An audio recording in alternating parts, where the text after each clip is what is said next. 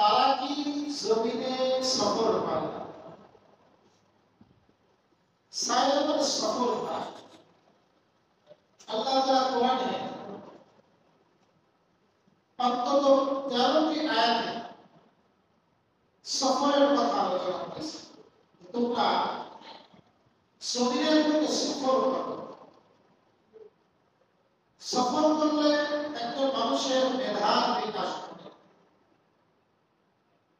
তার চিন্তা চেতনায় সুস্থতা হয়, তার অনেক জ্ঞান বুদ্ধি বিবেক বৃদ্ধি পায়। এজন্য যদি সঠিক নিয়ম থাকে তাহলে সফর করাটাও একটা ইবাদত। সফর করা আল্লাহ পাক এই জন্য যারা সফর করে তাদেরকে মুসাফির করে, এদের জন্য শরীয়তের ইবাদত অনেক সহজ করে দিয়েছে। যেমন যদি কোনো ব্যক্তি 48 মাইল অর্থাৎ 77 কিলোমিটার পথ এর থেকে দূরে কোথাও যাওয়ার ইচ্ছা করে এবং সেখানে 15 দিনের কম থাকার ইচ্ছা, 15 দিনের কম, শরীয়তের পরিভাষায় বলা হয় ওই ব্যক্তিকে মুসাফির। ওই ব্যক্তি সেখানে যে যদি একাকী নামাজ পড়ে তাহলে ফরজ নামাজ 4 রাকাত বিশিষ্ট যেগুলা 2 রাকাত পড়তে হবে, বাইরে 2 বেতের 3 রাকাত, কোনো কম নাই, ওটা 3 রাকাত, মাগরিবও 3 রাকাত, ফজর 2 রাকাত, ওরা 1 রাকাত, যোহর আসর ইশা 4 রাকাত নামাজকে আল্লাহ পাক সহজ করে দিয়েছেন। আর সুন্নাতে মুআক্কাদা যেগুলো আছে এইগুলো হলো নফলের মতো করে দিয়েছে। নফল নামাজ পড়লে যেমন সওয়াব, না পড়লে যেমন গুনাহ। সুন্নাতে মুআক্কাদা যেমন আছে যোহরের আগে 4 রাকাত, পরে 2 রাকাত, মাগরিবের পরে 2 রাকাত, ইশার পরে 2 রাকাত, এইগুলো হুকুম হয়ে গেছে নফলের মতো সফরে। মানে আপনি যদি না পড়েন কোনো সমস্যা, হ্যাঁ আপনার সময় সুযোগ আছে পড়ার সব আছে। আর ফজরের সুন্নাতের ক্ষেত্রে ওটার গুরুত্ব যেহেতু বেশি, পড়া ভালো, তারপরও চলতি বাস ছেড়ে দেবে, আপনার জন্য অপেক্ষা করতেছে, তখন সেটা পাপ আছে। তাহলে সফরের ক্ষেত্রে আল্লাহ পাক নামাজের মধ্যে কি করে দিয়েছেন? সহজ করে দিয়েছেন। এমনকি রোজার ক্ষেত্রেও সহজ, আপনি রোজা না রাখলেও পাবেন, তবে পরবর্তীতে সেটা কাজা আদায় করতে হবে। এমনকি আপনি যদি কোনো মুসাফির হন, যাকাতের যে কোরআনে 8টা খাত বলছে সূরা তাওবা, তার একটা খাত কিন্তু মুসাফির। মুসাফিরের জন্য যাকাত দেওয়া এটা জায়েজ আছে, যেহেতু সে তার কাছে টাকা পয়সা নেই। এমনকি আল্লাহ রাসূল বলেছেন 3 শ্রেণীর ব্যক্তির দোয়া আল্লাহ পাক ফিরান না, অবশ্যই কবুল করেন। তার এক শ্রেণী হলো মুসাফির, তার এক শ্রেণী কি? মুসাফির। মুসাফির ব্যক্তি সফরের হালাতে যে দোয়া করে আল্লাহ পাক ওই দোয়াটা কবুল করেন। এই জন্য মাঝে মাঝে সফর করে, অনেকে মাঝে মাঝে সফর করে। একজন বিশ্ববিখ্যাত দার্শনিক আল-বিরুনি, নাম শুনছেন না? আল-বিরুনি কিন্তু মুসলিম দার্শনিক, আবু রায়হান মুহাম্মদ আল-বিরুনি। জি,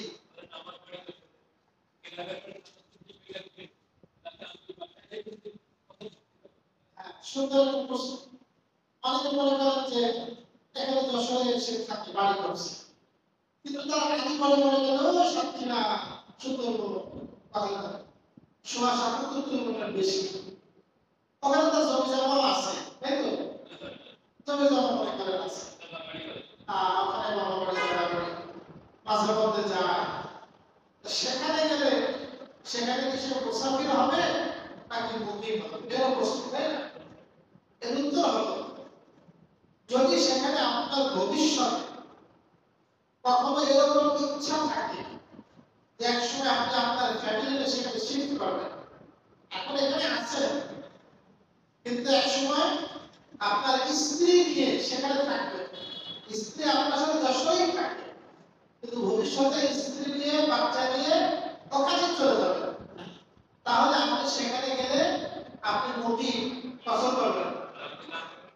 আর যদি মনে করেন এরকম ওখানে আপনার জমিও আছে কিন্তু আপনার ফ্যামিলি যশোরেই থাকে এবং ভবিষ্যতে ওখানে আপনার পরিবার নিয়ে থাকার ইচ্ছা নাই, হয়তো জমি আছে, ফসল আনতেছেন বা বিক্রি এক সময় করে দেবেন বা কোনো ইরাদাই নাই, তাহলে জমি থাকলেও আপনি সেখানে বসে থাকবেন। এই জন্য এরকম মুসলমান অনেক মশলা আছে। তা ওই মুসলিম দার্শনিক তাকে বলা হয় বিশ্বের শ্রেষ্ঠতম একজন বিজ্ঞানী বা জ্ঞানী। উনি একটা ভারতবর্ষ আসেন, ভারতবর্ষ উনি সফল করছেন, সফল করার পর একটা বই লিখছে, বাংলা বই হয়েছে ভারতবর্ষ তত্ত্ব। ওখানে দেখছেন আমার বলতে খারাপ লাগতেছে, তারপর বলতে দ্বিধা নাই, ভারতবর্ষের মানুষ এত সংকীর্ণপনা আর এত অহমিকা, খুব অহংকার, আবার অন্তর্ভিত্তিক অন্তর্ভিত্তিক খুব সংকীর্ণ। উনি ওনার অভিজ্ঞতার আগে বলতেছে যে এরা সাধারণত ওই সময় করে, এখন তো ভারতবর্ষের মানুষ সারা বিশ্বে চলে, ওই সময় পর্যন্ত তারা বেশি বাইরে আসতে চাইত, বলে এরা নিজেদের দেশটাকে মনে করে পৃথিবীর সবচেয়ে সেরা দেশ, নিজেদের ব্যক্তিত্ব নিজেদের কৃষ্টি কালচারকে মনে করে সবচেয়ে সেরা কৃষ্টি কালচার, নিজেদের ধর্ম আছে ধর্মটাকে মনে করে ধর্ম তো কুসংস্কার ভরা, সেইটাকে মনে করে সবচেয়ে সেরা ধর্ম। উনি বলতেছেন যে এদের মূল কারণ হলো এরা বাইরে রাষ্ট্রে সফর করে, যখন তারা অন্যান্য জায়গায় যাবে, অন্যান্য রাষ্ট্র ভ্রমণ করবে, অন্যান্য মানুষের সাথেও কথা বলবে, তাদের সাথে তাদের মত আদান প্রদান করবে, তখন তাদের মধ্যে এটা দূর হয়ে যাবে, আস্তে আস্তে প্রশস্ততা। আপনি দেখবেন তারা মনে করেন শুধু ঘরে নিয়েই থাকে, ওদের চিন্তা চেতনা ছোট, আর তারা মনে করেন একটু ঘোরাফেরা করে, একটু বিভিন্ন জায়গায় তাদের যাতায়াত, একটু কথা বলে, একটু সমাজ নিয়ে চলে, তাদের মধ্যে দেখবেন অন্তর মধ্যে একটু প্রশস্ত, এটা স্বাভাবিক। এই জন্য মাঝে মধ্যে একটু সফর করা, মাঝে মধ্যে কি করা, কিছু সফর তো খরচ, হজের সফর তো খরচ, আবার মাঝে মধ্যে হজ করা হয়ে গেছে, তারপরেও ওমরার জন্য সফর করা, মসজিদে নববীর জন্য যাওয়া, মসজিদে আকসার জন্য যাওয়া, একটা মুস্তাহাব। এর বাদেও সবক অর্জনের জন্য মাঝে মধ্যে সফর, অভিজ্ঞতা। আমরা মাদ্রাসা শিক্ষক মাঝে মধ্যে আমরা বিভিন্ন জায়গায় যাই, বিভিন্ন মাদ্রাসায় যাই, এটা হয় কি আমাদের মাদ্রাসা তাদের মাদ্রাসা একটা তুলনামূলক আমাদের একটা ধারণা আসে যে আমাদেরকে আরো ভালো করতে হবে, ওখান থেকে এইগুলো আমাদেরকে নিতে হবে, এইগুলো আমাদেরকে ছাড়তে হবে, এটা লাভ হয়। এটা প্রত্যেক দায়িত্বশীল মসজিদের যারা দায়িত্বশীল তাদেরও উচিত মাঝে মধ্যে নিষ্ঠা মসজিদ সফর করে দেখেন সেখানে তরিকা কি, সে দেখলে আপনার ধারণা প্রশস্ত, আপনার জ্ঞান বাড়বে। তো তুমি এক মসজিদে মনে থাকলে আপনি মনে করবেন যে আমি রাজা। এটা এটা আল্লাহ পাক বলেন ফাসিরু ফিল আরজ, তোমরা জমিনে সফর করো।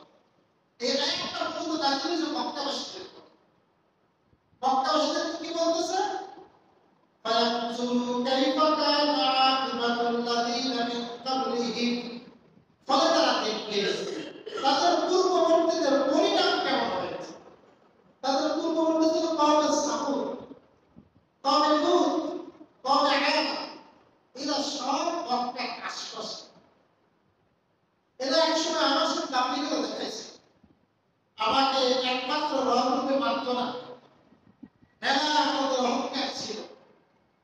এই জাতিগুলোকে একেবারে তছনছ করে দিয়েছে, বরবাদ ধ্বংস করে দিয়েছে। কোন শক্তি তাদেরকে ঠেকাতে পারে? ও মক্কাবাসী, তোমরা একটু নজর দাও, একটু সফরে যখন যাও, সিরিয়াতে যাওয়ার সময় ওই কওম সামুদকে দেখেছে, ওই আল্লাহ আমি এখনো আছি, ওই আল্লাহ আমি এখনো তোমাদেরকে ধ্বংস করতে পারি, তাই না? আল্লাহ বলেন তারা কিন্তু সফর করে, এরপরে তার শিক্ষা বাস্তবায়ন হয়। ছোট না ছোট ওই সাধারণত মহা বদল ছিল, সেকেন্ড দিবস ছোটটা বয়স 17 হইলে আল্লাহ পাকের কি শুরু দেননি, বাস্তবে দেখাইছে 17 রমজান কিন্তু বদল বিজয় মাত্র 313 জন মুসলমান, কোন দরবারে সেরকম নাই যে একজন আছে যে একজন খেজুরের ডাল পেয়েছে,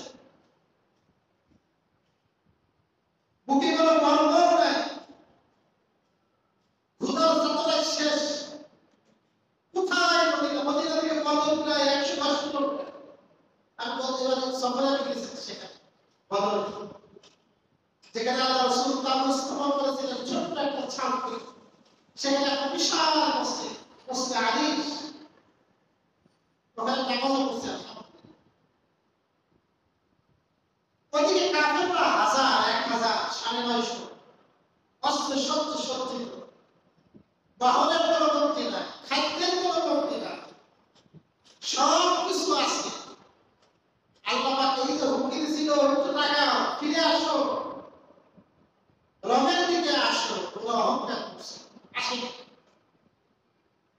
আবু জাহেলের নেতৃত্বে বদরের প্রান্তরে মুসলমান বাহিনী লড়াই হয়েছে। বাহ্যিক দৃষ্টিতে মুসলমান 313 ছিল, কিন্তু মুসলমানদের সাথে আল্লাহ পাকের 5000 ফেরেশতা সাহায্যে নিয়োজিত ছিল। আল্লাহ পাক আসমান থেকে ফেরেশতা নাযিল করেছিলেন, যেই পাহাড়ে ফেরেশতারা নামছিলেন ওই পাহাড় বলা হয় জাবালে মালাইকা।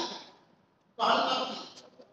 পাহাড়ে মালাইকা। ওর বায়ু একেবারে অন্য, শুনতে পড়লে তো মনে হবে আপনার বিভিন্ন রকম পা দেখতে যায়। পর্যটকরা সেখানে যায়, ওই পাহাড়ে উঠে দেখে। আল্লাহ পাক কাফিররা দেখতেছিল তাদের সামনে শুধু 313, কিন্তু মুসলমানরা যখন একমাত্র আল্লাহর সাথে সম্পর্ক স্থাপন করে আর আল্লাহকেই ডাকে, তখন তারা শুধু বাহ্যিক ওই ছিন্ন ভিন্ন কাপড় থাকে না, ওর সাথে আল্লাহ পাকের নুসরত আর সাহায্য। আল্লাহ রাসূল ওই রাতে এমন কাঁদা কাঁদছিলেন মসজিদে আলিশে, আর এমন ভাবে আল্লাহকে ডাকছিলেন, আল্লাহ তুমি যদি চাও এই ভূখণ্ডে আর তোমার ইবাদত করা হবে না, আল্লাহ তাআলা তোমার পথে সাহায্য করবে। কারণ এই ভূখণ্ডে তখন পর্যন্ত ওই নবীর সাথে যারা আছে তারা ছাড়া আর কোনো নেই। আল্লাহ তুমি যদি চাও তোমার ওয়াদাকে তুমি বাস্তবায়ন করো, আল্লাহ দুর্বল, আমাদেরকে সহযোগিতা করো। এমন ভাবে কাঁদতেছিলেন আল্লাহ রাসূল। আবু বকর সিদ্দিকের মায়া আছে, আল্লাহ রাসূলের কাঁধে হাত রাখছে, আর বললেন হাসবুকা ইয়া রাসূলুল্লাহ, যথেষ্ট। আপনি যেইভাবে রবকে চাইছেন আল্লাহ আপনার কাছে অবশ্যই সাড়া দিবেন, আপনাকে আল্লাহ পাক খালি হাতে ফেরাবেন। সুবহানাল্লাহ। আল্লাহ পাক সত্যই ওই বদরের প্রান্তরে এই 313 জন মুসলমানকে আল্লাহ পাক বিজয় দান করেছেন। 70 জন কাফের নিহত হয়েছিল, 70 জন কাফের বন্দী হয়েছিল। ইসলামের ইতিহাসে বদর বিশাল বড় একটা ইতিহাস। একটু 2 মিনিট বলে দিলাম বদর, আপনারা সিরাতের বই পড়বেন, আর রাহিকুল মাহতুব দেখবেন বিস্তারিত সেখানে আছে। আর রাহিকুল মাহতুব বড় চমৎকার একটা, প্রত্যেকের ঘরে থাকা দরকার। রাহিকুল মাহতুব রাসূলের জীবনী একেবারে ধারাবাহিকভাবে আছে, সিরাতের হিসাব ধারাবাহিকভাবে আছে, সিরাতের মুস্তাফা ইসলামিক ফাউন্ডেশন থেকে বাংলা অনুবাদ আছে, ধারাবাহিক 3 নম্বর, খুব সুন্দর সিরাতে মুস্তাফা।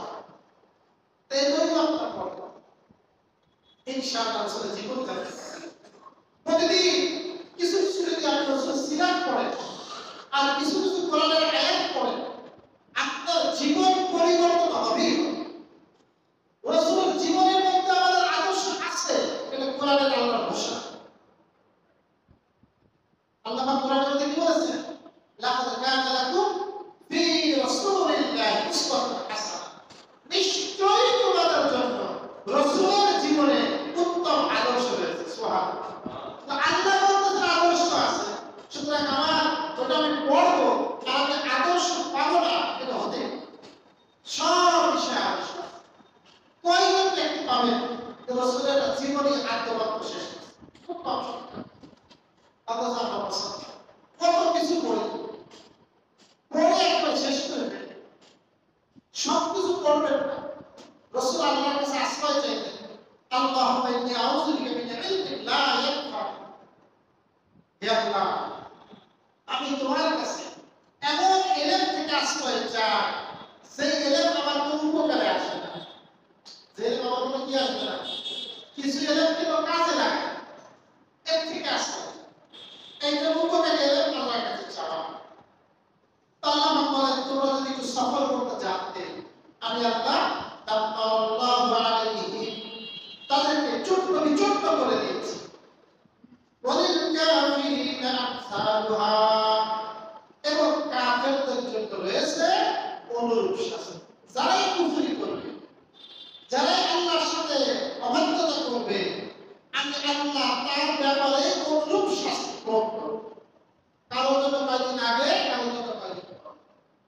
যারাই সন্ত্রাসী কাজে নিজেকে নিয়োজিত করা যায়, তারা সন্ত্রাস খুব করে অবশ্য, খুব খারাপের সাথে নিজেকে নিয়োজিত রাখে, লুটতরাজ, ডাকাতি, চিন্তা, চাঁদাবাজি করে, দেখবেন আজ না হয়ে কাল সেও করতে তারা সন্ত্রাসের শিকার।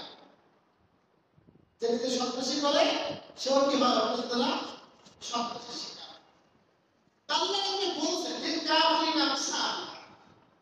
সুতরাং আমার দায়িত্ব, আমি আগেই সচেতন হয়ে যাই।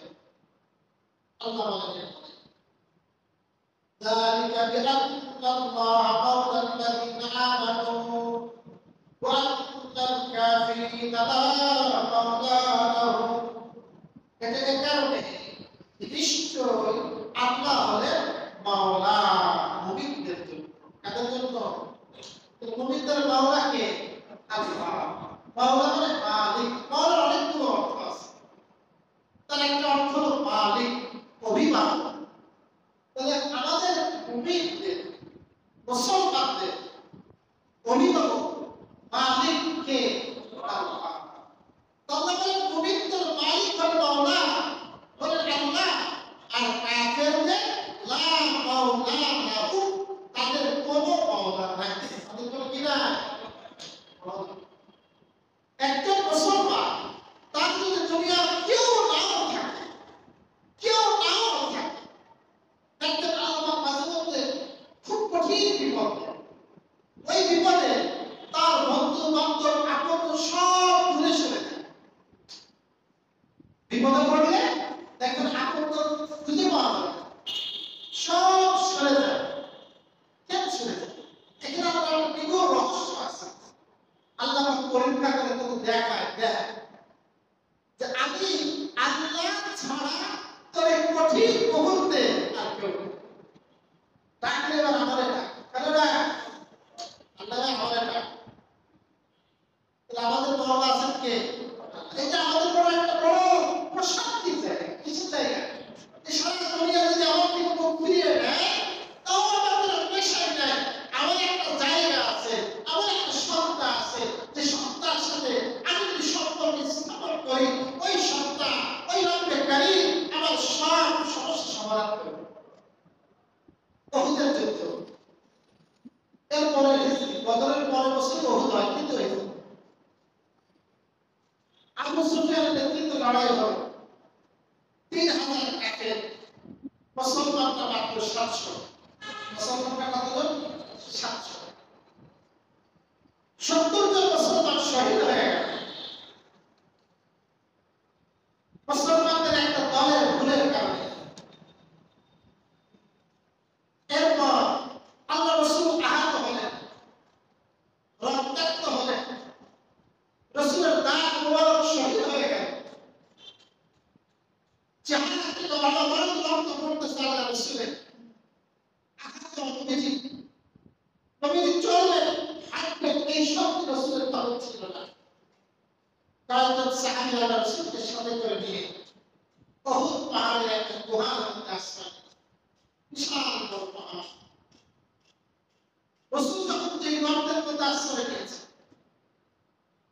ওই যখন সাহাবীরা ওই রাসূলের সাথে সেখানে থাকলেন, নিচের থেকে দেখা যায় না, পাহাড় তো অনেক বড় হয়, গর্তের মধ্যে কেউ লুকাইলে নিচের থেকে দেখা যায়। ওখান থেকে মদিনা 3 কিলোমিটার দূরে। ফাতেমা সন্তান ছেড়ে চলে আসতেন ছুটে, আপনার খেদমতের জন্য রক্তগুলো খেয়ে দিচ্ছিলেন। আর একটা চাটায় পোড়ায় ছাইগুলো দিয়ে ওই রক্তের যে জখমগুলো মলম হিসাবে ওই ছাইগুলো দিয়ে ওই রাসূলের জখমগুলো ভরাট করে দিচ্ছে। এই অবস্থায় রাসূল আহত। নবীজির সাথে আবু বকর রাদিয়াল্লাহু আনহু, আবু সুফিয়ান, এই সহিহ বুখারীর হাদিস।